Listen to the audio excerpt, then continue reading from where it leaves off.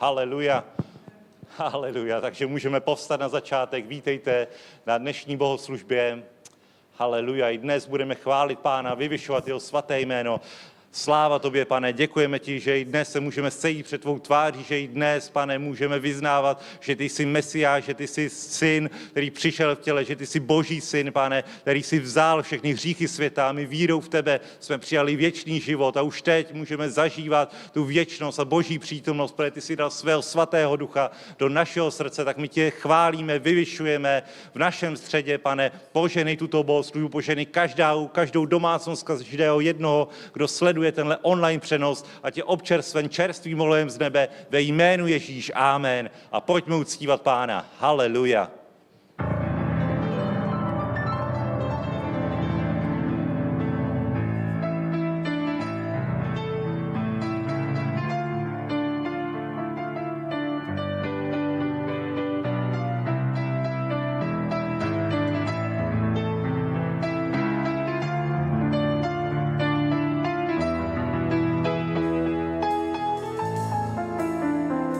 Je dokonáno, Ježíš je vítěz, Satan je poražen, Ježíš zlomil smrti moc, Ježíš je Pán. Haleluja, Ježíš je král, králuje na věky. Je dokonáno, Ježíš je vítěz, Satan je poražen, Ježíš zlomil smrti moc, Ježíš je Pán. Haleluja, Ježíš je král, králuje na věky. Ježíš je Pán, Ježíš je Pán, Ježíš je Pán, Ježíš je Pán, Ježíš je Pán, Ježíš je Pán v tomto národě. Haleluja, haleluja, haleluja, haleluja, haleluja.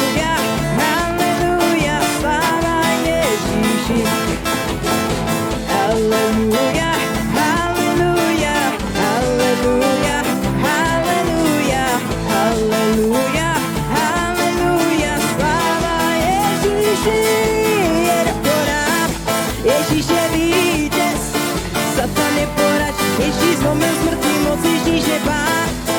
Haleluja, Ježíš je král, králuje na věky.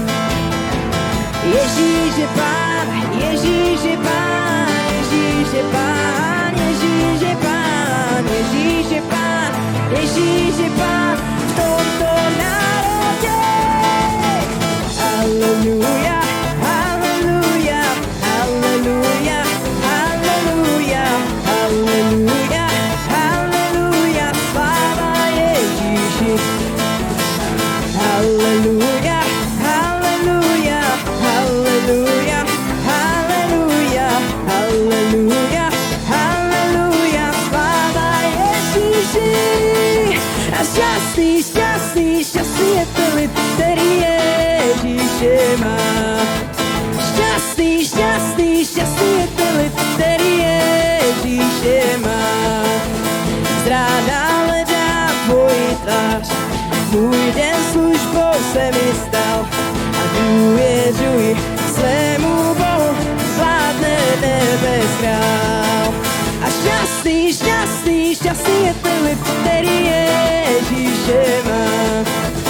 Šťastný, šťastný, šťastný je ten lid, který Ježíše má. Zrádná hledám tvoji tvář, můj den službou se mi stal a důvěřuji svému Bohu, vládne nebes král.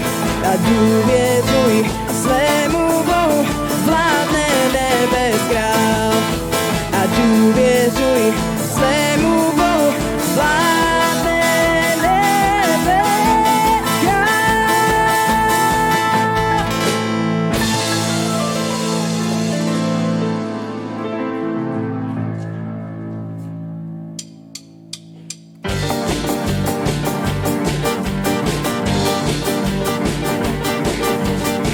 Všechno, co jsi mi dal, ze tvých rukou to mám.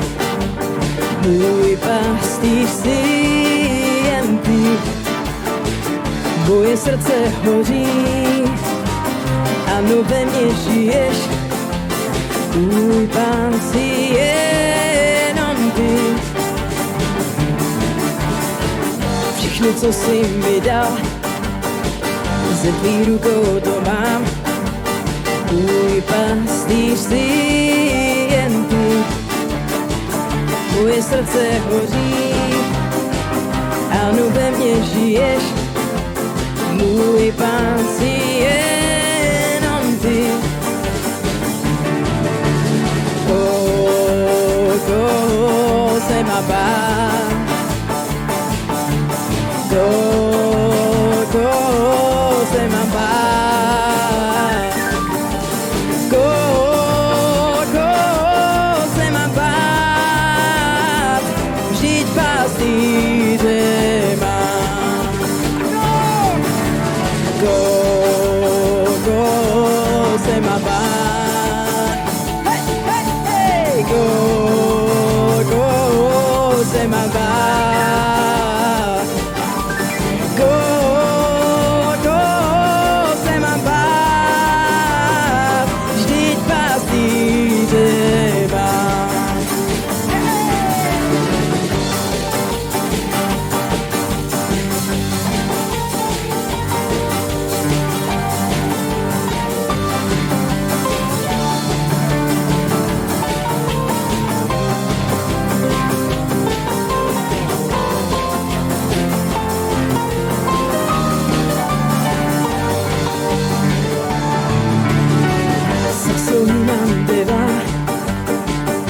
Lleva esta dnia Io pastieri sal Miro io lavoro Alle manergies Io kralistu sal Sasso imam deva Lleva esta dnia Miro pastieri sal Miro io lavoro Andre malergies Miro kralistu sal Kastar zostade dará Kastar zostade dará Kastar zostade dará Miro pastieri sal Kastar zostade dará Kastar zostade dará Kastar zostade dará Miro pastieri sal.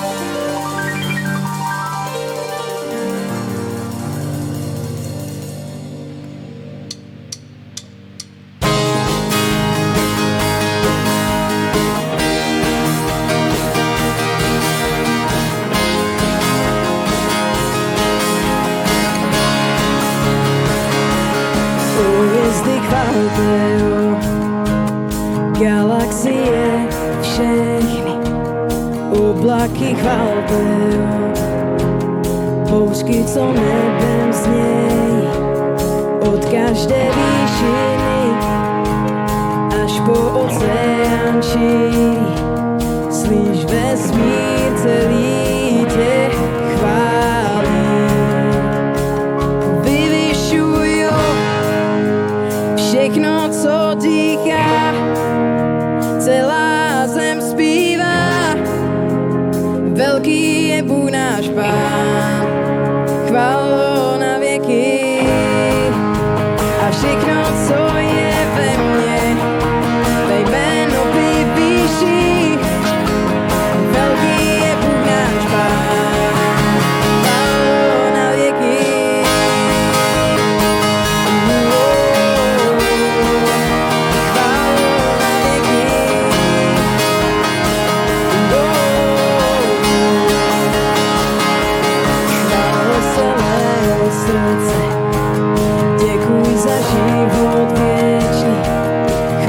za spasení, přidej se ke zvuku od každé výšiny až po oceán šíří.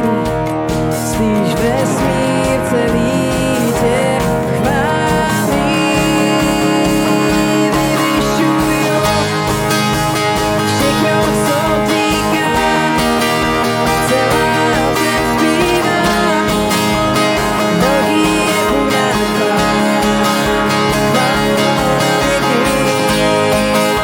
a všechno, co je ve mně, tvé jméno vyvýší. Velký je Bůh náš,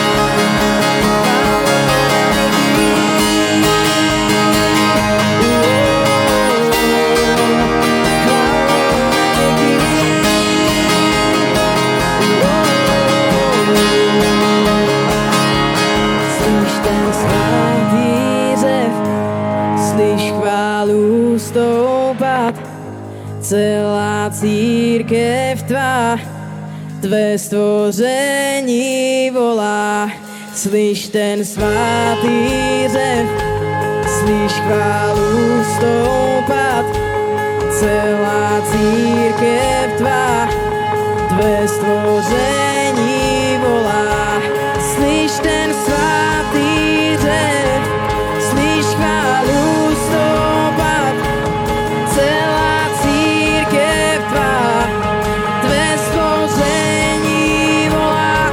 Slyš ten svatý řev, slyš chválu stoupat, celá církev tvá, tvé stvoření volá.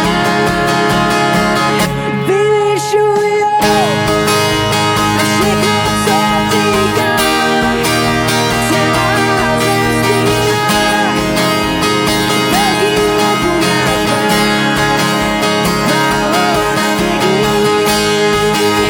A všechno, co je ve mně, tvé jméno vyvýší. Velký je Bůh náš chválo na věky.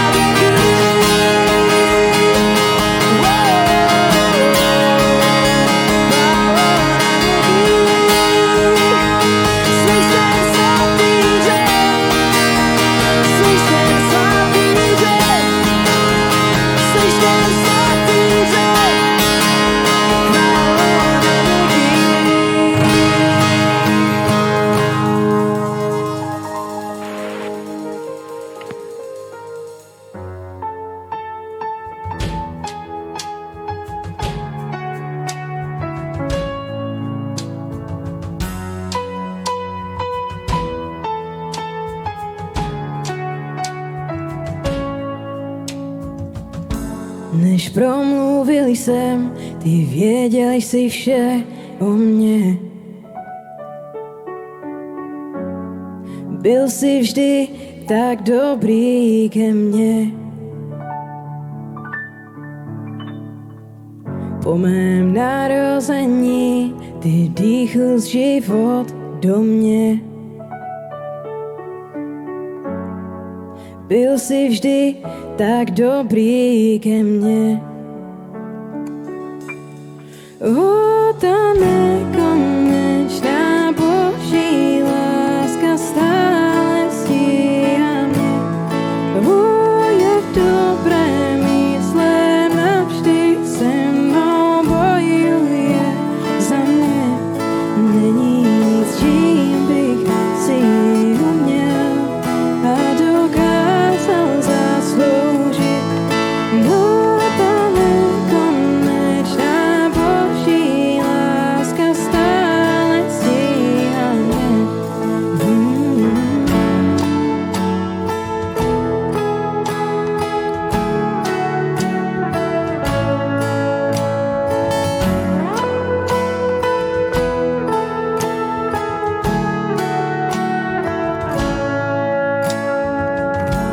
Když vzdálil jsem se, ty bojoval jsi za mě.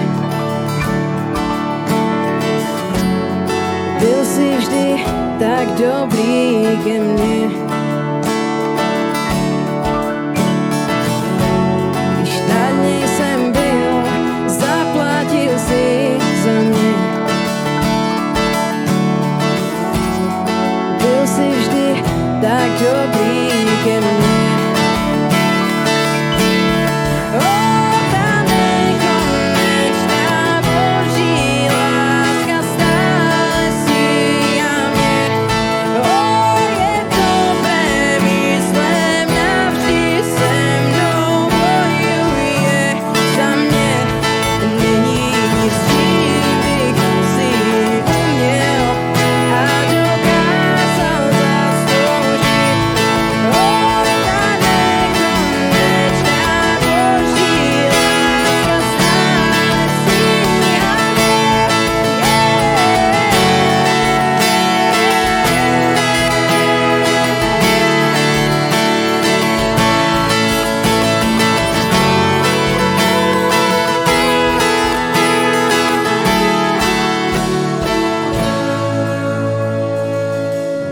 Neexistuje hora, přes kterou by ses ke mně nedostal.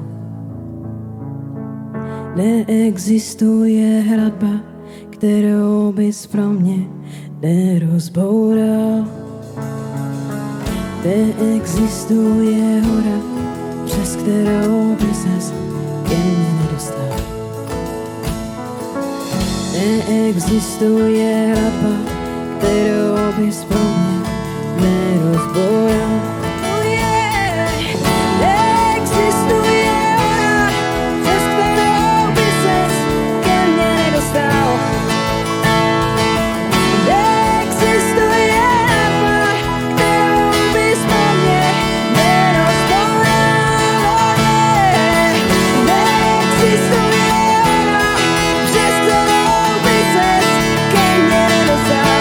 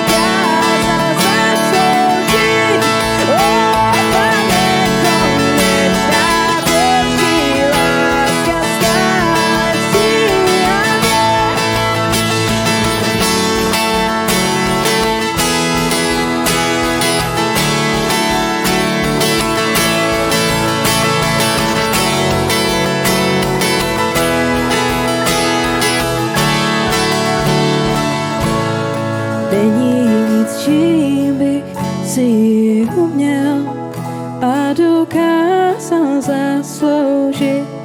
No ta nekonečná Boží láska stále stíhá mě. Není nic, čím bych si uměl a dokázal zasloužit. No ta nekonečná Boží láska stále stíhá mě. Není nic, čím bych si uměl a dokázal zasloužit. No ta nekonečná Boží láska stále stíhá mě. Není nic, čím bych si ji uměl a dokázal zasloužit. No ta nekonečná Boží láska stále stíhá mě.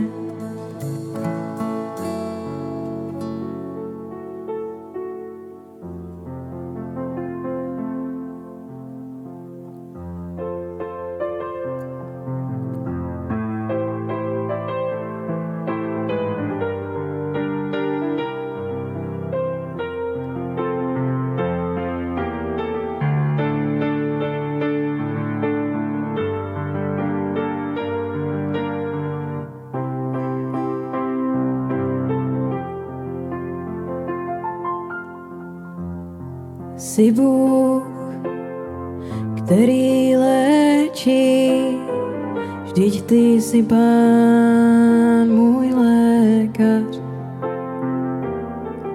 Poslal si slovo a nemoc uzdravil, vždyť ty jsi Pán, můj lékař. Jsi Bůh, který léčí, vždyť ty jsi Pán, můj lékař.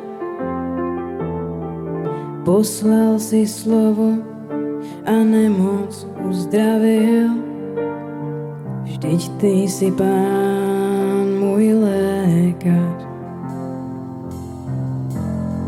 Jsi Bůh, který léčí, vždyť ty jsi Pán, můj lékař. Poslal si slovo a nemoc uzdravil, vždyť ty jsi Pán, můj lékař. Jsi Bůh, který léčí, vždyť ty jsi Pán, můj lékař. Poslal si slovo a nemoc uzdravil, vždyť ty jsi Pán, můj lékař.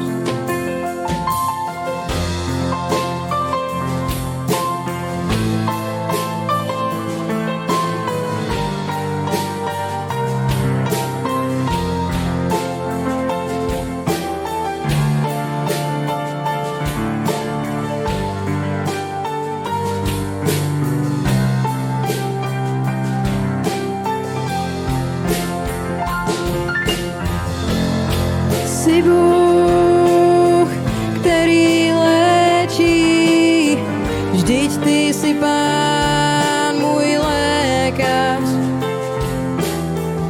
Poslal si slovo a nemoc uzdravil, vždyť ty jsi Pán, můj lékař.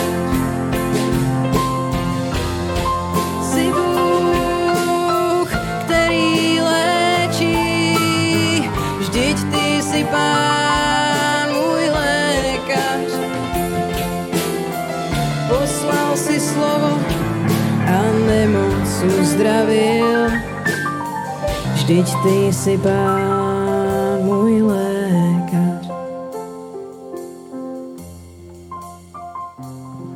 Haleluja, haleluja. Áno, Bože, Ty si náš lekár, Ty si ten, ktorý uzdravuje všetky choroby. My ťa chválime, vyvyšujeme ťa. Ďakujeme Ti za to, že si dal svojho jednorodeného syna za nás, že vylial svoju krv, aby my sme mali odpustené všetky hriechy, aby my sme mali večný život. Ďakujeme Ti z celého srdca za každé jedno požehnanie, ktoré si dal do našeho života, aj za všetky, ktoré máš ešte pre nás pripravené. Ďakujeme Ti za Boží ľud, za cirkev, za svätý národ, ktorý je na tejto zemi. Ďakujeme Ti za tých, ktorí ešte prídu, ktorí už sú pripravení pre Božie kráľovstvo. Vyvyšujeme ťa, Pane, nad týmto mestom, nad týmto národom, nad touto krajinou. Ďakujeme Ti, Pane, že máš pripravené veľké veci. Aj teraz, keď je všetko zavreté, všetko je obmedzené, tak Ty nie si obmedzený v svojej moci, v svojej sile uzdravovať, privádzať ľudí do Božieho kráľovstva. My ťa za to chválime, vyvyšujeme ťa v tom mocnom mene Ježiš. Amen, amen, amen. Ďakujeme chváličom. Haleluja. Môžete sa pohodlne posadiť pri svojich monitoroch.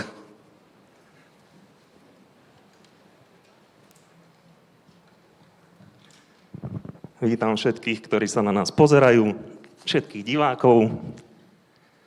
Haleluja. Haleluja. Mám jeden oznam, ktorý by som chcel povedať, pretože neviem, či všetci sledujú náš internetový facebookový profil a kanály. Budeme robiť v nedeľu bohoslúžbu, pretože nemôžeme sa stretávať, zavreli nás doma alebo kdekade. Tak sme sa rozhodli, že využijeme zákony, ktoré nám umožňuje tento štát a urobíme bohoslúžbu pod holým nebom. Môžeme sa stretnúť 100 veriacich. Budeme dodržovať všetky pokyny, ktoré nám dáva vláda. Budeme mať rúška, budeme dodržovať rozostupy, budeme sa správať podľa toho, ako nám povedali v tých mierkach zákona, aby sme mohli konať bohoslúžbu. A máme to všetko legálne. Máme povolenie od magistrátu, kde nám dovolili sa stretnúť, takže není s tým žiadny problém. Chcem vás povzbudiť, aby ste pozvali svojich kamarátov, známych, rodinu, kresťanov z iných cirkví, ktorých poznáte. Nech podporia túto akciu, nech všetci vidia, že aj v tejto dobe, keď je všetko obmedzené, tak Boží ľud koná to, čo po ňom Boh chce, a robí to, čo od neho chce Božie slovo. To, že slúži Bohu, že ho chváli, že ho vyvyšuje, že káže evanjelium, že prináša dobrú správu tomuto svetu a nie len tie jobovky, ako hovoria správy, noviny, že je všetko zlé. My hovoríme naopak, že je všetko dobré, pretože sa priblížilo nebeské kráľovstvo.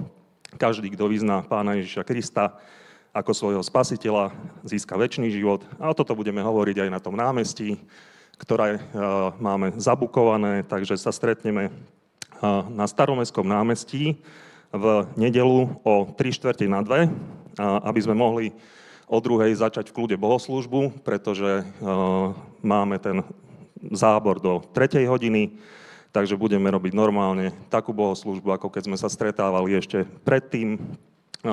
Budeme mať chvály, zbierku, kázané slovo. Bude to veľmi dobrý čas.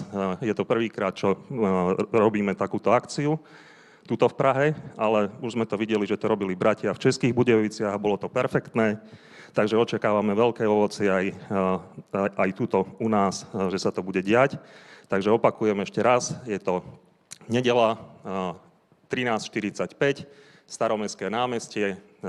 Budeme tam tí, ktorí tam chcú byť, ale príďte aj tí, ktorí sa ešte rozmýšľate, že neviem, či prídem, váham, tak sa pozbuď Pánovi a uvidíme sa v nedeľu. Teraz by som vás poprosil, aby sme sa pozreli do Božieho slova, lebo urobíme ďalšiu časť bohoslúžby, ktorou je zbierka. A je to úplne bežná vec, že cirkev robí zbierku.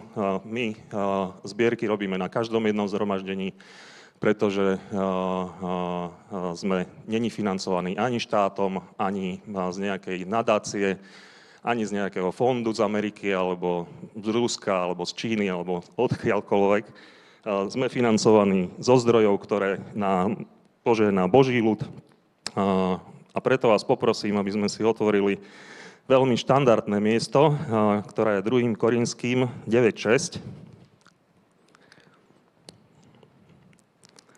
A tu je napísané, ale to vedieť, že ten, kto skúpo seje, bude skúpo aj žať. A ten, kto seje pri požehnaní, bude pri požehnaní aj žať. Amen. Je to taká vec, ktorá sa hovorí veľmi často ku zbierke, ale je to dobré, že sa to hovorí veľmi často, pretože čím častejšie sa to hovorí, tak tým lepšie sa to dostane človeku do srdca a bude vedieť tým spôsobom aj žiť. Je to presne takisto, ako keď človek je chorý alebo má nejaký zdravotný problém, tak vtedy hneď berie do ruky Božie slovo a vyznáva tie časti Biblie, ktoré hovoria o uzdravení. A takisto aj tuto, keď sa jedná o financie a ty chceš urobiť pokrok vo financiách a chceš sa nejakým spôsobom pohnúť dopredu, tak musíš vyznávať tie časti slova, ktoré hovoria o financiách. A toto slovo, ktoré sme si teraz prečítali, hovorí presne o tom, že kto skúpo seje, bude skúpo aj žať. To znamená, že kto skúpo zaseje, tak skúpo aj zožne. Nehovorím, že je potrebné, ako teraz nenútim každého, každý sa môže rozhodnúť, ako chce. Keď chceš, zasievaj, zožneš. Keď zaseješ veľa, zožneš veľa. Keď zaseješ málo, zožneš málo. Keď zaseješ nič, zožneš nič. To je proste Boží princíp, o ktorom hovorí Biblia. Ale takisto hovorí aj o tom, že keď zaseješ pri požehnaní, tak pri požehnaní aj zožneš. Tak ťa chcem povzbudiť do toho, aby si zasial pri požehnaní a pri požehnaní aj zožal. A ďalej sa tam píše, že Boh miluje radostného darcu. Tak nedávaj s ťažkým srdcom, ale dávaj so srdcom radostným a Boh ťa bude milovať. Tak teraz máme číslo účtu, ktoré premietneme a môžeš darovať toľko, koľko ti Duch Svätý dal na srdce, alebo koľko si zaumienil, alebo keď ťa Boh pohol, tak môžeš darovať aj viac. A Boh to rozmnoží, Boh ťa požená a bude z toho veľká vec. Haleluja. Tak vás poprosím, aby sme sa pripravili na dávanie.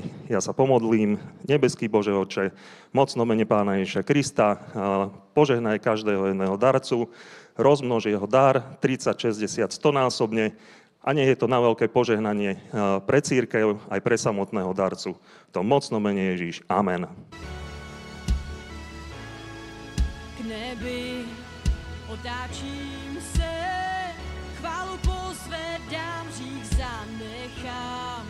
Vše stvořené, vše, co dech má, teď uctívá. Dětem Božím srdce zkoumá, on je dobrý Bůh, jmenuje se Ježíš. K nebi otáčím se, chválu pozvedám, řík zanechám. Vše stvořené, vše, co dech má, teď uctívá. Dětem Božím srdce zkoumá, on je dobrý Bůh, jmenuje se Ježíš. Haleluja, děkujeme za vaše dary, ať vás Pán mocně požehná. A nyní už se můžeme podívat do Božího slova, protože Boží slovo není jenom kniha, která popisuje to, co se událo v Izraeli, to, co se událo na jiných místech, ale je to i kniha, která předpověděla všechny časy, které se dějí i dnes. A to znamená to, že můžeme i současnou dobu, i to, co dnes vidíme, i v čem žijeme, napasovat na Boží slovo. Amen. Každá událost, každé období lidstva je zachyceno a předpovězeno určitými principy v Božím slově. A proto, když rozmýšlíme o tom, co se děje v dnešních časech, když přemýšlíme o tom, rozlížíme se napravo, nalevo, jak padá 10 tisíc po pravici, po levici, to všichni už dobře známe, takže můžeme se podívat zároveň do Božího slova, co o takovéhle době říká. A jestli už něco takového v historii bylo, jestli se to opakuje, jestli je to nějaký princip, ve kterém funguje církev, nebo fungovala církev, nebo má fungovat církev.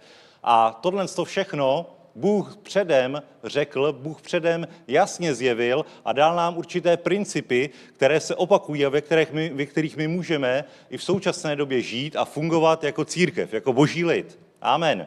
Takže když jsem se zamýšlel nad současnou situací, na to, co se děje okolo nás, tak nějak Pán mě vedl do Skutků apoštolů, do toho úplného začátku, kdy povstala církev, kdy byl dán Duch Svatý na letnice, kdy bylo pokřtěno, naplněno v Duchem Svatým těch 120 učeníků v horní místnosti, tak byla velmi mladá církev. Sám Kristus tohle předpověděl, že se vrátí a naplní každé tělo. Že v podobě Ducha Svatého bude s námi přítomen a už nebude jedno tělo, jeden Kristus, ale my všichni budeme Kristovo tělo. Církev bude Kristovo tělo a hlavou tady toho těla bude kdo jiný než sám Kristus. Amen. Takže ty jsi jeden článek církve, jeden článek úd Božího těla, Kristova těla a jsi tady k tomu, aby si budoval Boží království, aby skrze tebe Kristus budoval Boží království, aby další a další lidé byli zachráněni, spaseni a ty si přijal potom věčnou odměnu, až jednou staneš před soudnou stolicí Kristovou. Tam už nebudeš k odsouzení, jako křesťan nebudeš před velkým bílým trůnem, ale objeví se před samotným Kristem a jeho žárem, spalujícím pohledem, který v jeden okamžik uvidí celý tvůj život tady na zemi a řekne, služebníku dobrý a věrný. Služebníku dobrý a věrný. Tolik si vykonal, pojď, vejdi do radosti svého Pána. Amen. Je to o nás? Je to o tobě a o mně. Je to zaslíbení, které platí. A když se vrátíme na úplný začátek, když Kristus byl vzat do nebe a pár dní bylo jakési vákuum, než přišel Duch Svatý. A jakmile přišel Duch Svatý, tak začal Petr kázat na chrámové plošině, na chrámové hoře a tehdy se obrátilo 3000 lidí a muselo to být něco úplně úžasného, když ve Skutcích 2.40 hovoříme v závěru vlastně toho celého kázání, je řečeno, že ještě mnoha jinými slovy to dosvědčil a vyzýval je, zachraňte se z tohoto zvráceného pokolení. Amen. Petr v takovéhle smělosti kázal před očima všech farizejů, všech zákonníků, knězů, kteří tam byli hned poblíž ve chrámu. Sanhedrin se vyšel podívat, co se to tam děje. A Petr tam ve smělosti kázal Boží slovo. A všichni byli úplně nadšení, radostní. První den a hned 3000 lidí se obrátilo a hned se dali pokřtít. To je něco. Když se někdo obrátí ve sboru, tak dost často ani nedojde k tomu křtu. Dost často se někde vytratí po cestě.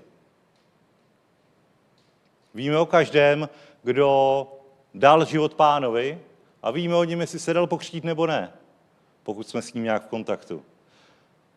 A tady 3000 mužů, 3000 lidí se dalo pokřtít. To muselo být něco fantastického. Já vůbec nechápu, jak to zvládli. Kde křtili? Asi někde v mikve, která tam byla. Muselo to být úplně zajímavé. A myslím, že museli být úplně nadšený 3000 mužů. A ve 47. verši potom čteme, chválili Boha a byli oblíbeni u všeho lidu. A Pán k jejich společenství denně přidával ty, kteří byli zachráněni. Takhle povstala církev. Takhle povstala církev, když byl vylit Duch Svatý. A atmosféra musela být úplně úžasná. Museli si říkat, to je taková pohoda. To je tak úžasný. Jenom samé slunce a duha. Pán přidává zachráněných. Jsme oblíbeni u všeho lidu. Není to nádhera s Boží přítomností. Nic špatného se nám nemůže stát. Nikdy nemůže církev být napadena. Nic špatného se nestane, když Ježíš je upozorňoval. Mě pronásledoval, i vás budou pronásledovat. Ale museli si užívat tu euforii těch prvních dní. A nevím, jak bylo to dlouhé období, nevíme to přesně, ale museli být úplně nadšení. Byla to Pánova milost, pokoj na celé církvi, kdy se mohli budovat, kdy mohli sloužit úplně bez jakýchkoliv omezení. Amen. Dokážete si to představit? 3000 první den a denně pak přidával zachrání. Už tam neslyšíme, že to byly stovky, že to byly tisíce, ale denně někdo přicházel. Haleluja. Takže a pak nastala jedna zajímavá věc. To čteme ve 3. kapitole. Je to ten příběh, můžeme si to přečíst, je to docela krátké, takže 3. kapitola. Petr a Jan vystupovali o 3. hodině odpoledne, hodině modlitby, do chrámu.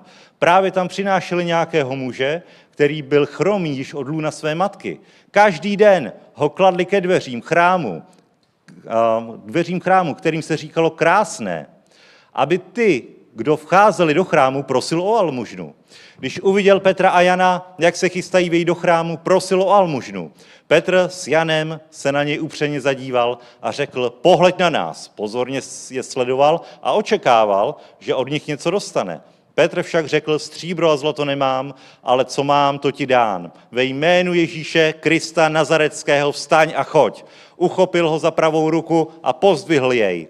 Ihned se zpevnily jeho nohy a klouby. Postavil se a vyskakoval a chodil. Vešel s nimi do chrámu. Chodil, skákal a chválil Boha a všechen lid ho spatřil, jak chodí a chválí Boha. Poznali ho, že je to ten, který kvůli almužně sedal u krásné brány chrámu a byli naplněni úžasem a ohromení nad tím, co se mu přihodilo. Amen. Takže úplně se demonstrovala Boží moc na člověku, kterým každý věděl, že je chromý. Každý ho znal, když se chodilo do chrámu, tak každý věděl, že tohle je ten člověk, který tam bude. Taky znáš takovýhle lidi, třeba na Hlavním nádraží. Máš takový vytipovaný bezdomovce, který prostě tam jsou. A máš vždycky radost, že vidíš, a to je on. Už tam prostě patří. Už tam prostě patří k tomu prostředí a víš, a kdyby tam nebyl, tak ti přijde něco divného. Jsou to takový lidi, který prostě vídáš. který prostě vydáš. Na náměstí Míru je perfektní prodejna párku v rohlíku. Znáte to? Párky v rohlíku na náměstí Míru. A tam spousty let je ta samá prodavačka. Já ji vždycky tak rád vidím. Vůbec nevím, jak se jmenuje, ale kdyby tam byl někdo jiný, tak mě to tam nesedí prostě k tomu stánku. Vyzkoušejte to. Pak fakt jako perfektní stánek, párky v rohlíku. Haleluja. Já jsem z Českých Budějovic, tam se neříká párek v rohlíku, tam se říká pikador. Znáte to? Ha? To je jenom v Českých Budějovicích se říká párek v rohlíku pikador. Normálně tam nenajdete stánky párek v rohlíku a tam se jde teda pikador. Nevím, jak na to přišli v Budějcích, ale když jsem přišel do Prahy, potom jsem studoval, šel jsem jako si pro párek v rohlíku, říkám, jeden pikador, prosím. Na mě koukali, cože to chcete? No to nic, tak to jen tak bokem. Takže až budete v Budějcích, dejte si pikador, jo? Tady si dejte párek v rohlíku. Ale ten člověk prostě tam patřil k tomu prostředí a teď tam přišel Petr s Janem a byl zázračně uzdravený. Bůh prostě vždycky dává věci, které absolutně nečekáš. On tak maximálně čekal, že dostane nějaký peníze a dostal úplný uzdravení. Možná ty taky od Boha si něco žádáš, žádáš si větší plat v práci, a Bůh pro tebe má připraveno něco daleko lepšího, třeba tě chce udělat šéfem v té práci. Ty chceš být šéfem v práci, třeba tě chce udělat majitelem firmy. Bůh dokáže vždycky překvapit. A tenhle jste musel být solidně překvapený, tak dá se říct, že mohl být taky naštvaný, protože přišel o živnost. Už nebyl chromej, už nemohl žebrat. Ale takhle on vůbec nesmýšlel, on přijal ten dár, přijal tu milost, že byl uzdravený a bylo z toho obrovský pozdvižení. Gradovala ta radost v celém Jeruzalémě mezi věřícími, protože tyhle všichni tady toho člověka znali a to je nesmírně zajímavý. Teď si to vemte, že jemu bylo přes 40 let. To čteme potom ve 4. kapitole, že mu bylo přes 40 let. A od jak živa tam seděl. Od jak živa tam seděl, bylo mu přes 40 let. A tohle se mohlo udát někdy, protože víme, že v té době vládl Pilát a Herodes Antipas a Pilát vládl do roku 36 a Herodes do roku 39. Takže někdy do roku 36 se tohle muselo udít a Ježíš byl ukřižovaný maximálně někdy v roce 32-33. Takže velmi krátký časový okamžik, kdy církev narostla na 3000 a posléze po těchto událostech na 5000 lidí a událo se tohle velké pozdvižení. A když si to zasadíš do toho časového kontextu, že Ježíš byl ukřižovaný jako téměř 40letý, tak vlastně ten chromý od narození mohl být v podstatě stejně starý, jako by byl Ježíš. Možná se narodili ve stejný den dokonce. A já jsem si téměř jistý, že Ježíš ho taky potkával cestou do chrámu, protože on tam byl furt. Ale Bůh si šetřil tady tu událost přímo pro svůj účel a vidíme a víme z Božího slova, to nebudeme číst, že v důsledku toho se dokonce Petr s Janem ocitli ve vězení a byli vyšetřováni před veleradou, ale vůbec je to nerozházelo, prostě pokračovali dál a Bůh si to dokázal skvěle použít na Boží slávu, že narostl sbor na 5000 lidí a prostě to je něco, to je pecka. 5000 lidí, 5000 sbor. Ale to pokračovalo, mělo to ještě další důsledky, dály se takovýhle věc, to bylo takový první varování od vrchnosti. Dejte si bacha, jo, už neučte v tom jménu. Dejte si bacha, už jako hodně pobuřujete celý Jeruzalém. Oni řekli, ne, budeme kázat dál, nic nás nezastaví, prostě je lepší poslouchat Boha než člověka. A v důsledku toho ještě se více vylévala Boží moc a projevovala, manifestovala Boží přítomnost. Když ve Skutcích 5.14 potom čteme, že ještě více věřících bylo přidáváno k Pánu, množství mužů i žen. Takže dokonce na ulice vynášeli nemocné a kladli je na lůžko a lehátka, aby na některého z nich padl alespoň Petrův stín, když tudy půjdou. Skázalo se také množství lidí z měst okolo Jeruzaléma, přinášeli nemocné a trápené nečistými duchy a ti všichni byli uzdravováni. Amen. Petrův stín. Petr někde prošel a oni lapili jeho stín a byli uzdravení. To nečteme, že by se dělo za Ježíšovy služby, takže se naplnilo to, co Ježíš prorokoval. Ještě větší věci uvidíte, ještě do větších věcí vás uvedu, než co já jsem tady dělal, protože já, stejně jako vy, jsem pomazán Duchem Svatým. To nedělám já o sobě jako člověk nebo Bůh, ale dělám to pod pomazáním Ducha Svatého, který přijmete i vy a který je teď na zemi a kterého jste přijali. Takže dokonce Petrův stín, pojď se, tady stín, jo?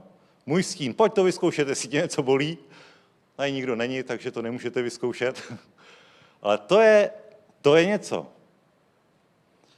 Myslím, že z toho celý Jeruzalém musel být vzhůru nohama, církev narostla a v ten moment přišel další útok na apoštoly a církev. V 17. verši, 5.17. Tu povstal velekněz a všichni, kteří byli s ním, totiž strana Saducejů, byli naplněni žárlivosti. I vztáhli na apoštoly ruce a vsadili je do veřejného vězení. Takže další útok na církev, která následovala ze žárlivosti. A následuje potom Gamalielova rada, který říká, stejně s tím nemůžete nic udělat, buď je to od Boha a pak nemá cenu bojovat proti Bohu, anebo je to z lidí a rozpadne se to. Takže i tenhle učitel, který vyučil i apoštola Pavla, tak dal takovouhle moudrou radu a tak to dopadlo jenom velmi mírně. Jenom velmi mírně v 5.40 zavolali si apoštoly, zmrskali je, zbičovali a přikázali jim, aby nemluvili v Ježíšově jménu a propustili je. A oni tedy šli z velerady a radovali se, že byli uznáni za hodné, aby byli potupeni pro to jméno. Haleluja, amen. Dokážeš si tohle představit? Dokážeš si tuhle situaci představit? Že by tě někdo zbičoval a ty si z toho měl radost. To bylo tak super. Já jsem byl uznán za hodnýho trpět pro Ježíšovo jméno. Já upřímně bych teda radši, když už bych si měl vybrat, tak bych radši zaplatil nějakou pokutu, než bych byl zbičovaný. Bych klidně dal třeba 5 000, ale bičovat teda ne. To je drsný, co? Jako zbičovat. A oni uměli bičovat, oni byli experti, protože to bylo na denním pořádku, peníze tam nikdo moc u sebe neměl v hotovosti, vymáhání pohledávek zase tak extra nefungovalo, takže bičování byla taková rychlá jistota. No, možná to byli zvyklejší, ale jako představ si tu mentalitu, představ si to myšlenkové nastavení apoštolů. Oni prostě žili s tím, a s tím máme žít i my, že Pán může přijít každý den. Takže je úplně jedno, jestli dneska činili Boží vůli a byli kvůli tomu zbičovaní. Protože zítra už tady být nemusí. Zítra si pro ně Pán může přijít. A tenhle postoj je dokázal dovíst nesmírně daleko. Díky tomuhle postoji jsme tady i dneska my. Že se nezastavili. Že si neřekli, tak jako na ty záda je to hodně nepříjemný, to už nechci zažít znovu, fakt jako musíme vzít zpátečku. Musíme hodně ubrat. Až se vylepší prostředí, tak jako něco vymyslíme, ale takhle to fakt nejde. Oni měli radost. Oni měli radost, že byli uznáni za vhodný, že vrchnost je nechala zbičovat. A Pán na to opět reagoval. Haleluja. Oni ani ještě v ten moment, kdy byli zbičovaní, tak i hned začali znovu učit. I hned přišli do chrámu a začali vyučovat. A v 6. kapitole už vidíme, že se církev narostla do takových rozměrů, že nebylo možné všechno jednoduše organizovat, takže bylo ustanoveno 7 diakonů. A potom 6:7 můžeme číst, slovo Boží se šířilo a počet učedníků v Jeruzalémě velmi rostl. Také velký zástup kněží byl poslušný víry. Amen. Takže nejenom, že, jak jsme četli v těch předchozích verších, že počet věřících se rozšiřoval, ale tady je klíčové to slovo, že počet učedníků, protože církev má různé stupně toho, jak jsou lidé v Božím těle zavázáni. Někteří jsou návštěvníci, někteří jsou sympatizanti a někteří jsou učedníci. Někteří, i kdyby se dělo, co by se dělo, tak stejně budou sloužit Pánu. Za jakýchkoliv okolností. I kdyby měli být zbičovaní, budou sloužit Pánu. Protože mají to nastavení. Ano, Pán může přijít kdykoliv. A já budu vydávat počet. A já chci tu nebeskou odměnu, co největší. Protože doba časnosti, kterou tady strávíme, je úplně nic proti době věčnosti, která je před námi. A i krátké nepohodlí, krátké utrpení, které tady možná zakusím, prostě není nic proti tomu, proti té věčné odměně, která mě díky tomu čeká v nebi. Pán je tak dobrý ke každému jednomu, připravený odplatit každý dobrý skutek víry. To si ani nevíme představit. A počet učedníků rostl. Dokonce kněží, velký zástup kněží, nebylo to 2, 3, že se tak nesměle obrátili, ale mnozí kněží, levité, začali sloužit Bohu. Byli poslušní víry. Amen. Někteří na oko, pořád si drželi tu fazónu, ale mnozí jako otevřeně hovořili o tom, ano, tím se naplnilo písmo. To, co oni říkají, to všechno bylo předpovězeno v zákoně a prorocích. To se naplňuje před našima očima. Haleluja. Takže církev byla hodně mladá a byly nějaké útrapy, bylo nějaké bičování, bylo nějaké vyhrožování. Církev narostla na nějakých 5000 lidí, ale potom přišel velmi tvrdý úder, když byl ukamenovaný Štěpán. Já tak vezmu průřezově začátek církve, protože na tom úplně přesně vidíme, jak Bůh hledí na mladou církev. A my jsme mladá církev. My jsme mladá církev. V České republice jsme registrovaní 8 let. 8 let od oficiální registrace církve víry. A když Ježíš byl ukřižovaný, tak byl rok 32, a když byl Štěpán kamenovaný, tak nebylo více než rok 40. To znamená maximálně 8letá církev, tak jako my. Amen. A církev, která měla tak 5000 lidí, tak jako my. Amen. A církev, která už začala být trochu utiskovaná, protože začala mít vliv. Haleluja. Začalo se to stahovat okolo ní a pak přišel ten velmi tvrdý úder v podobě ukřižování Štěpána a to už teda díky Bohu jsme pod milostí takovou, že pořád žijeme ve velmi svobodném státě. Nevíme, jak se bude situace vyvíjet dál. Je sobota, takže už asi známe výsledek amerických voleb. Takže to nám může hodně napovědět. Díky Bohu za tu milost, že už je sobota a nejspíš to víme.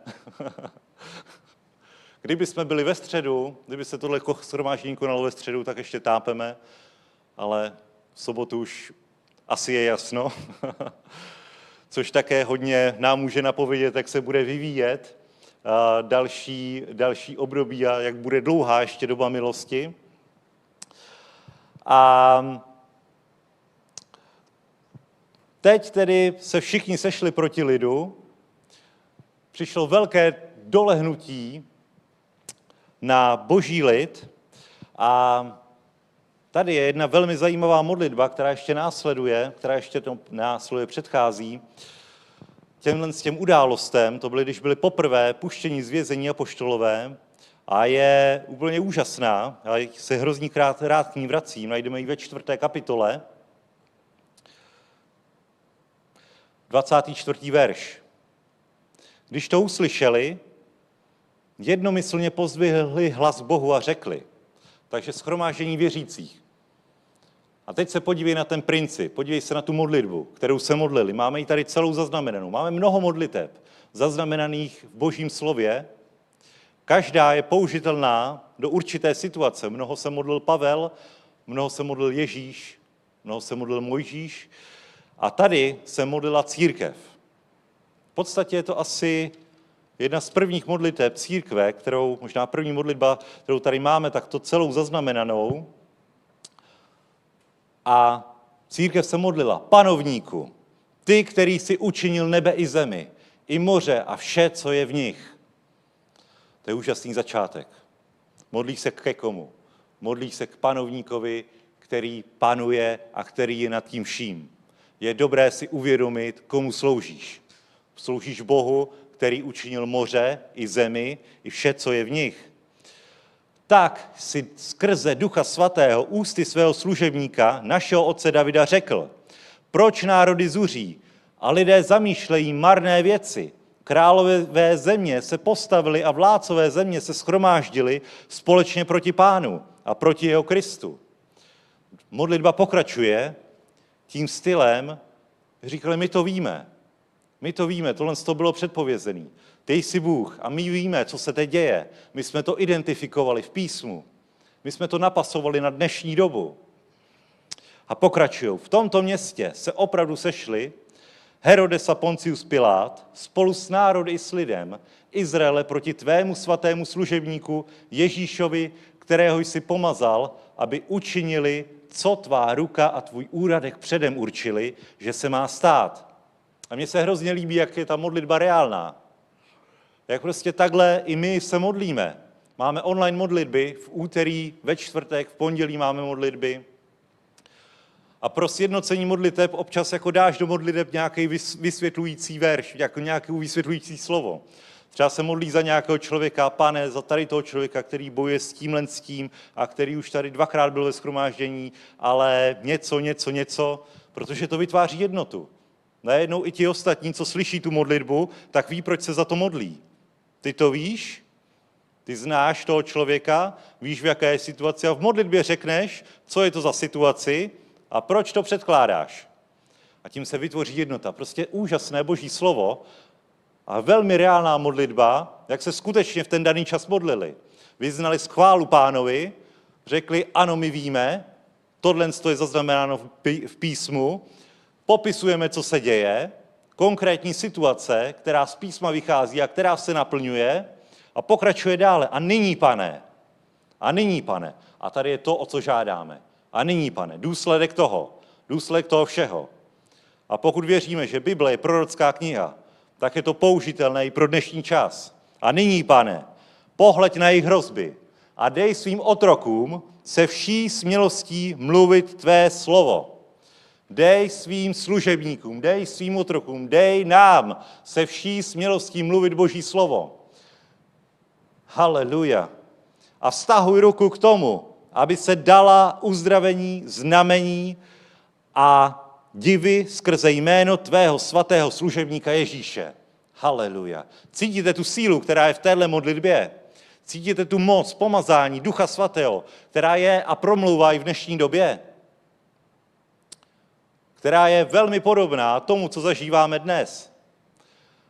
A oni se nemodlili za to: tak, Pane, ať to nějak přežijeme, ať už se otevřou prostě bohoslužby, ať už tak nějak se můžeme scházet, aspoň v 6 lidech, to by byla taková milost, aby 6 lidí se opět mohlo scházet, nebo 10, Pane, dej 10 lidí, ať opět můžeme otevřít takový malý bohoslužby. Ne, oni se modlili za co? Pane, dej nám smělost, ať hovoříme Boží slovo, protože teď je ten čas. Teď je ten čas hovořit Boží slovo. Když je tma temnější, tehdy musí zazářit církev, tehdy musí zazářit každý jeden, naplněný duchem pomazaný. Haleluja. Ty, který se díváš u obrazovek. Amen.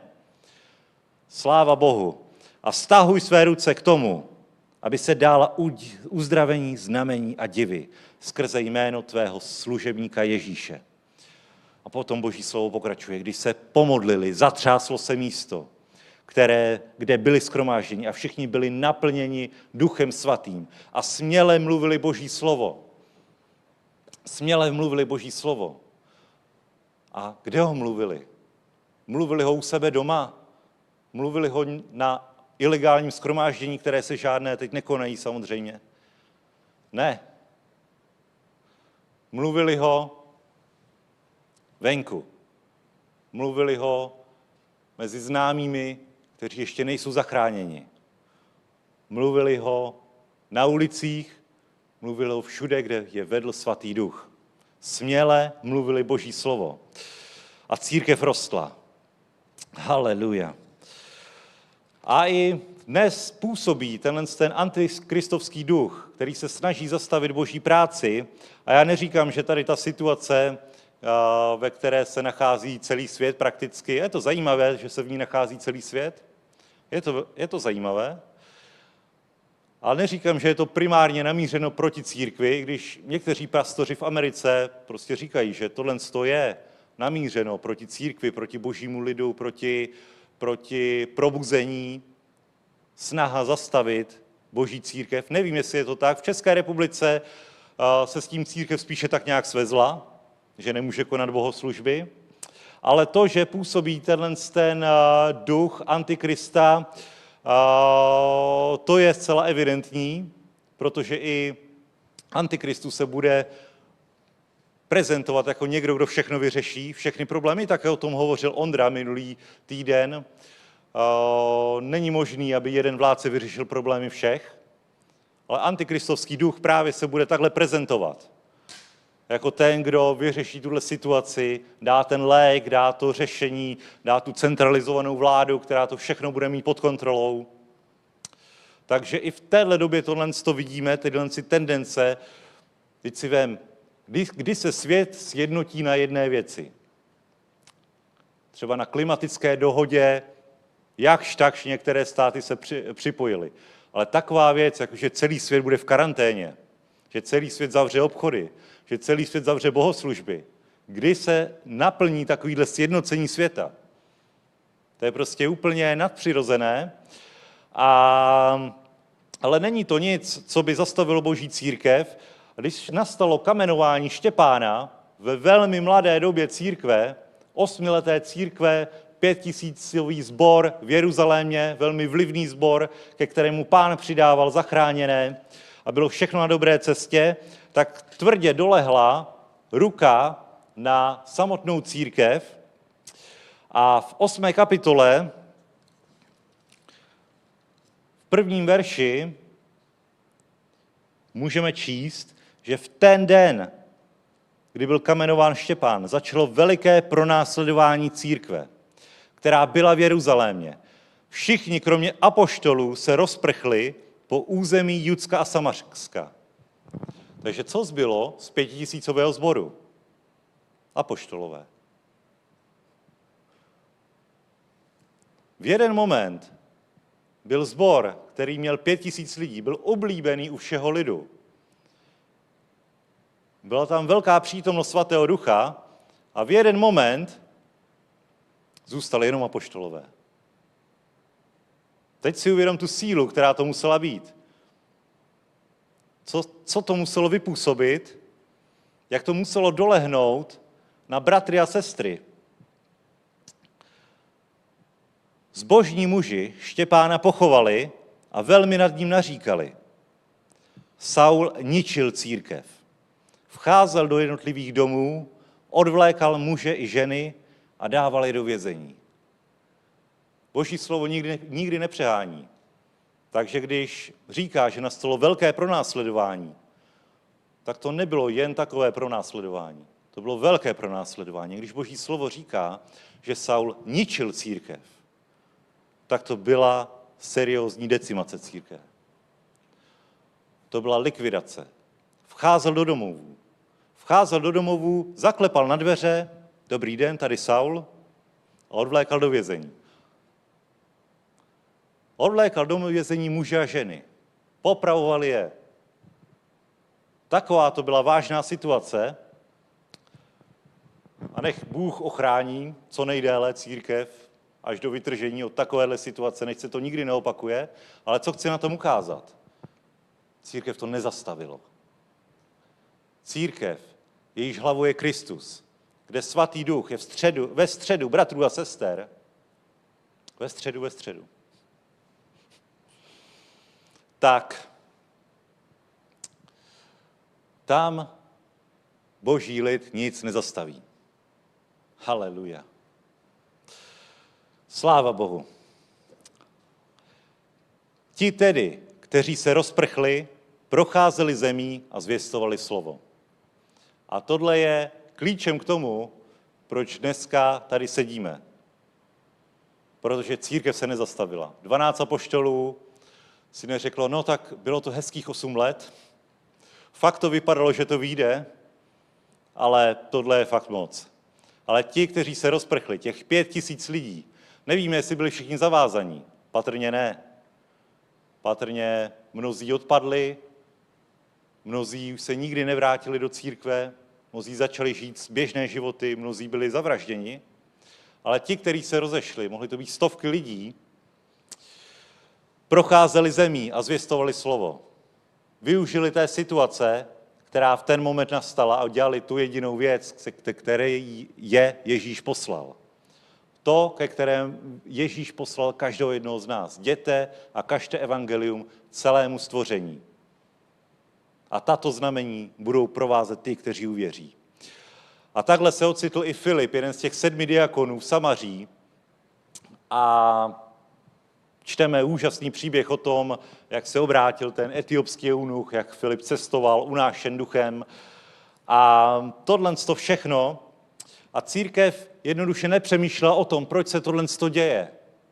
Proč na nás tak doléhá ruka vrchnosti, proč se tohle děje. Je to nějaký spiknutí židovských bankéřů, nebo čeho to je, jako proč se tohle děje, proč to dělají. Teď my jsme takový hodní křesťani, daně platíme, už i toho chromého, té brány krásný jsme uzdravili, už ani on nezatěžuje rozpočet obce, prakticky mezi náma nejsou žádný nemocní, prostě nic, není logický důvod k tomu, aby církev byla pronásledována. Pokojně se shromažďujeme. Absolutně o tom nepřemýšleli, ale sloužili Bohu, jak jen to šlo. V dané situaci využili největší potenciál, který v daný čas byl možný. A ten byl mimo Jeruzalém. A jenom díky tomu se Boží slovo rozneslo daleko za brány Jeruzaléma, dokonce do Samaří, kterému se Ježíš osobně snažil vyhýbat. A Židé se mu vyhýbali. Když procházel Ježíš Samaří, tak to bylo napsáno, že musel projít Samařím. Nebyla jiná možnost. Ale prošel tam z jednoho jasného důvodu. Mluvil tam se samařskou ženou u Jákobova pramene. A opět tam bylo velké probuzení. Haleluja. Takže antikristovský duch působí, ale vždycky to Duch Svatý dokáže obrátit na růst církve. Dokáže to obrátit v prospěch toho, k čemu nás Pán povolal. Aby další lidé byli zachráněni, aby byli spaseni. A ty si přijímal odměnu na svůj účet, na svůj věčný účet u banky, kterou vede Ježíš Kristus Nazarecký. Na věčnost. Haleluja. Takže potom se obrátil Saul, ten Saul, který ničil církev, a to muselo být taky hodně zajímavý. Když se bratři a sestry dozvěděli, že se obrátil Saul, ten likvidátor církve, ten, který odvlékal ty muže a ženy. Mnozí tomu zpočátku nevěřili, ale pak Saul se obrátil. Bůh fakt může úplně všechno. Bůh fakt všechno dokáže. Dokáže se oslavit na té situaci, která vypadá nejtemnějc, on dokáže úplně jí prosvítit na světlo. A když se dozvěděli, že se obrátil Saul, tak vůbec netušili ještě, jaký Saul jako Pavel bude mít povolání. Že napíše polovinu Nového zákona. Že většina listů církvím, které v Novém zákoně máme, bude od něj. Že všechnu tu moudrost, to zjevení, to vyučování, základech křesťanství, že to položí Saul. Haleluja, protože Boha to hrozně baví. Boha strašně moc baví překvapovat boží lid a překvapovat svět, jak dokáže špatnou situaci obrátit na dobrou. Jak chromého u brány, který žádá o almužnu, tak nejenom, že požehná, ale požehná ho tak, že už nikdy nebude muset žebrat. Že bude skákat a radovat se. Bůh je nezastavitelný. Bůh je nezastavitelný v každé situaci. A miluje výzvy. A miluje, když ty sdílíš tyhle výzvy a sdílíš velikost Boha. Neomezuješ ho svými představami toho, co je možné a co je nemožné. Ale řekneš si, u Boha je všechno možné. A jsem zvědavý, co všechno to bude. Jestli se obrátí premiér, jestli teď jako plukovník Primula, když má hodně času volného, začne studovat písmo. Obrátí se, říká, všechno to bylo špatně. Ale našel jsem jeden lék, je to Ježíš Kristus. Přijde s prohlášením. Adam Vojtěch naspívá novou krásnou chválu. Udělá koncert s naší kapelou bez kompromisu. Všechno Bůh dokáže skvěle použít. A ještě velmi vtipně, že ten ničitel církve, Saul, bude ten, kdo církev nakonec bude nejvíc budovat. To je paradox. Prostě Bůh miluje tyhle výzvy. A miluje lidi, kteří milují tyhle výzvy. Že nehledí na velikost problému, ale hledí na velikost Stvořitele. Tak jako v té modlitbě. Pane, ty jsi stvořil nebe i zemi, všechno, co je v něm. A teď pohled na jejich výhrušky, to nás ale nezajímá. Ty dej, ať se smělostí kážeme evangelium. Ať se dějí divy, znamení, zázraky. Amen. Haleluja. Sláva Bohu. Boží království nemohlo být zastaveno. Dílo, a teď můžeme se podívat ještě o pár stránek dál, do 11. kapitoly. A to je taková velká boží milost. Od 19. verše. Ti, kteří se rozprchli před soužením, které nastalo kvůli Štěpánovi, přišli až do Fénicie, na Kypr a do Antiochie, nikomu nehlásali slovo Boží, jen Židům. Někteří z nich byli muži z Kypru a z Kyrény. Ti přišli do Antiochie a mluvili k helénistům a zvěstovali jim Pána Ježíše. A Pánova ruka byla s nimi. Veliký počet lidí uvěřil a obrátil se k Pánu. Zpráva o nich se donesla ke sluchu církve v Jeruzalémě. To je zajímavý výraz. Ke sluchu církve v Jeruzalémě. Jsem koukal na nejrůznější překlady, ve většině je to takhle. Ke sluchu církve v Jeruzalémě. K apoštolům, k vedoucím v Jeruzalémě.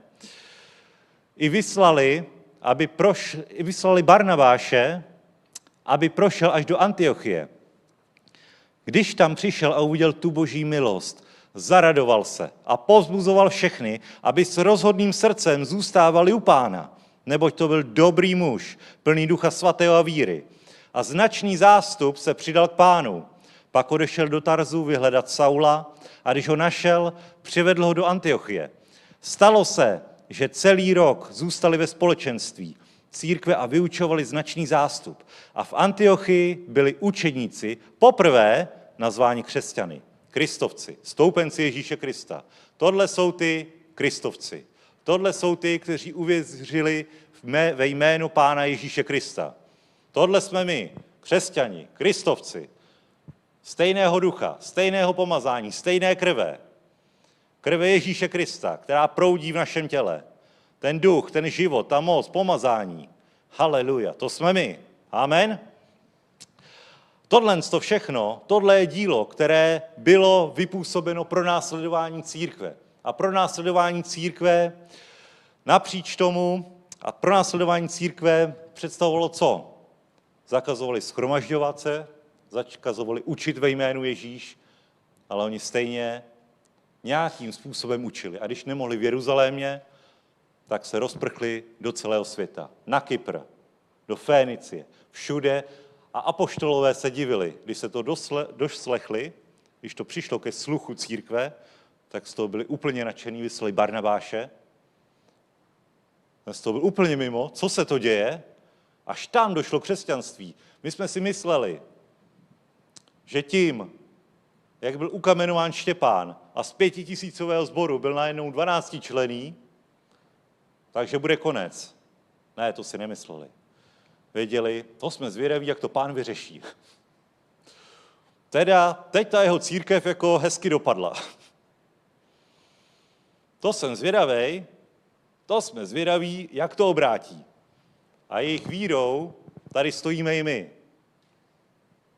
Protože oni se nevzdali. Oni věděli, že Bůh dokáže nemožné. Že Bůh dokáže každou situaci obrátit. A když tam tak seděli v těch 12, říkají, no tak máme volno, už ani ty diakony, těch 7 diakonů, co jsme ustanovili, tady nemáme, už ani nepotřebujeme, protože ani žádné vdovy už tady nemáme. Celý sbor zmizel, můžeme se tak jako nenápadně potkat, ale stejně sem vtrhne Saul. Haleluja. Ne. Oni věděli, že Bůh je nad tím vším. A jenom čekali, co z toho bude.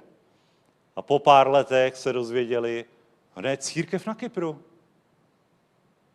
Ono je církev na Kypru, ono je církev ve Fénicii. Helénisti, my kážeme zatím jenom Židům, ale helénisti se obracejí. Co s tím budeme dělat? No nic, to dělá Svatý Duch. Haleluja. Takže, bratři a sestry, Boží království napříč pronásledování rostlo všude, roste všude a bude růst všude. To je nezastavitelné proroctví, to je ten kámen utržený z nebe, který spadl na zem a naplnil celý svět. A díky bratrům a sestrám, kteří se tenkrát nezalekli, se i my můžeme tak, jako oni nazývat kristovci, křesťani. Haleluja. Pak byl relativně klid, pak si církev vydechla, Saul byl uklizený, Saul byl obrácený, budoval se, začal sloužit dokonce. Potom na trůn nastoupil Herodes Agrippa, to byl rok 41 a 44, kdy začal vládnout, vnuk Heroda Velikého. A opět začalo nějaké pronásledování, v podstatě hned po těch událostech ve 12. kapitole. První verš. V té době král Herodes vztáhl ruce, aby ublížil některým z církve. A víme, že dal setnout Jakuba, že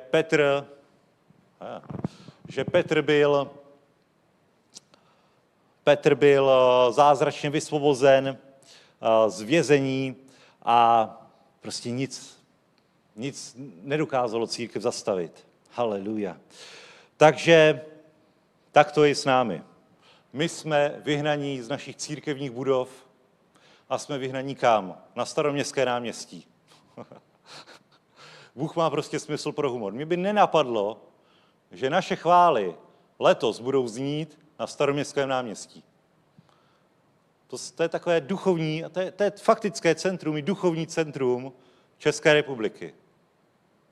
Teď si vem, že tam my budeme kázat Boží slovo, a že tam budou znít naše chvály a naše modlitby. A že je to ohlášená, dokonce dovolená akce.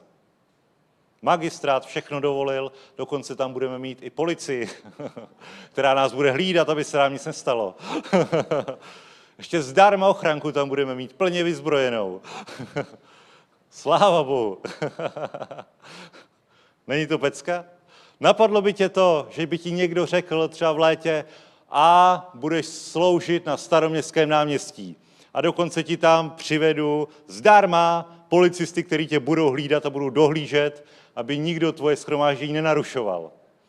Haleluja. Prostě Bůh má prostě smysl pro humor a obrací těžkou situaci na skvělé vítězství. A věřím, že to bude mocné, že to bude silné, že si to použije a že to nebude jedno shromáždění, že budeme pravidelně dělat shromáždění a možná i, až se otevřou církve, tak stejně budeme kázat i dál na Staroměstském náměstí, nebo na Václavském, nebo kdekoliv jinde. Haleluja.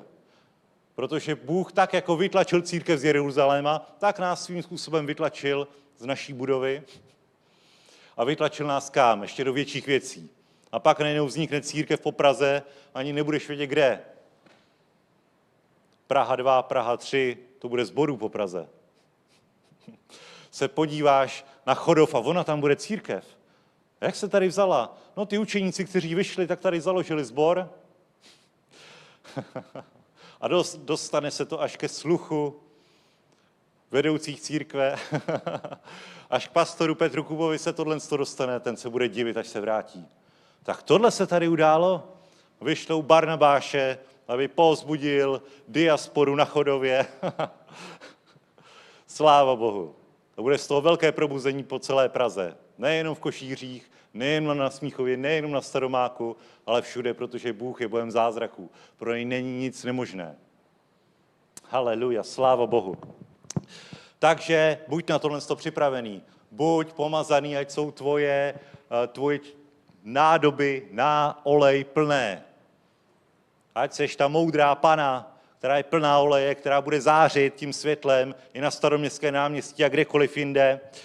Buď připravený na blízký příchod ženicha, tak jako apoštolové byli připravení. Nenech se zastavit výhrůžkami, nenech se zastavit špatným počasím, nenech se zastavit čímkoliv jiným, ale služ Bohu. Třeba je to poslední šance. Třeba v pondělí přijde Pán. Co když jo? Co když jo? Nestálo by za to. Ještě jednou pozvednu hlas a přímo na Staroměstském náměstí vyhlásit evangelium. Amen? A s takovouhle mentalitou sloužili služebníci, apoštolové a tohle je věc, které máme sloužit i my. Být neustále připraven na příchod ženicha. To až přijde, tak to bude velká party. To bude velká party bez roušek. To bude velká party bez rozestupů. Viděli jste židovskou svatbu někdy? Pusťte si na internetu. Tam se všichni drží za ruce, tancují dokola. To je velká party, tam je radost. Tam je, jak ten chromý od narození skákal u té krásné brány. Tak takhle se tam bude skákat. S Ježíšem v ruce. Ježíš tě povede a budeš tam s ním skákat, budeš se radovat. Ale teď ještě čas vytrpět tady tu dobu časnosti, užívat si to, že je to fakt jenom krátko. Že Pán může přijít brzo a pokud nepřijde za našeho života, tak stejně to běží tak rychle, že to bude za chvíli. Buď požehnaný. Haleluja. Takže takhle to je. Lukáš 12:35, ať jsou vaše bedra přepásána, to znamená, buďte připraveni. A vaše lampy hořící. Haleluja. Poslední místo. Tlačí nás čas, už bude poledne. Všichni chceme na oběd. A zítra to rozjedeme na Staroměstském náměstí. Amen. Haleluja. Matouš 5:14. Vy jste světlo světa. Nemůžete být ukryti. Nemůže být ukryto město ležící nahoře. A když rozsvítí lampu, nekladou ji pod nádobu, ale na stojan. A svítí všem, kteří jsou v domě. Tak, ať vaše světlo září před lidmi, aby viděli vaše dobré skutky a vzdali slávu vašemu Otci, který je v nebesích. Amen. Tohle je povolání, který hovoří sám Ježíš k nám. A to říká proč? Protože zítra se uvidíme v neděli na Staroměstském náměstí.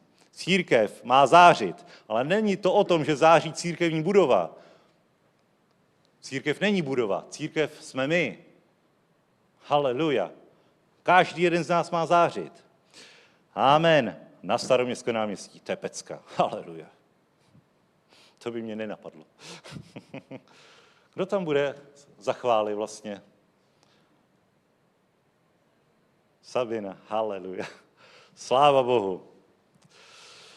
Sláva Bohu. Takže, bratři a sestry, v době pronásledování, ať církev září ne v budově, ale tak jako církev počáteční v roce 40, hlavně mimo budovu. Hlavně mimo budovu, kde je potřeba největší. Haleluja. Můžeme povstat. Bratři a sestry, můžeme se společně pomodlit u televizních obrazovek za zítřejší akci.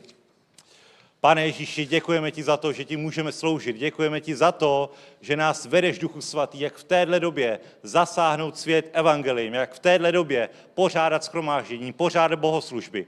Tak požehnej zítřejší nedělní shromáždění v Praze na Staroměstském náměstí. A tak, jako se modlili apoštolové, ty jsi panovník, který jsi všechno stvořil. My nehledíme na výhrůžky, my nehledíme na zlé situace, my hledíme na tebe a dej svým služebníkům smělost kázat evangelium a vztáhni ruce k tomu, aby se děly divy, znamení a zázraky ke slávě Pána Ježíše Krista. Amen.